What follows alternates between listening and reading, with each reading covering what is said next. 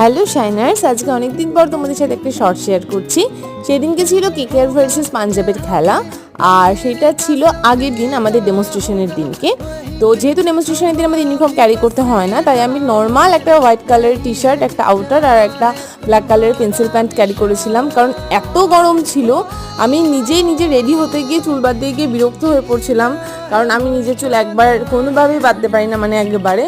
তো যাই হোক, রেডি হয়ে নিয়েছিলাম, যদিও আমি আউটারটা আর পরে পরিনি, কারণ বিভৎস গরম ছিল, 43-44 এখানে নর্মাল।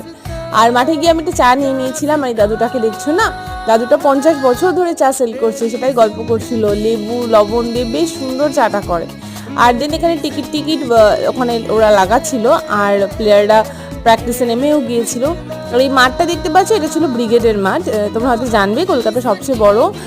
আর হ্যাঁ, প্লিজ সাবস্ক্রাইব মাই চ্যানেল, আর সবাই ভীষণ ভালো থেকো।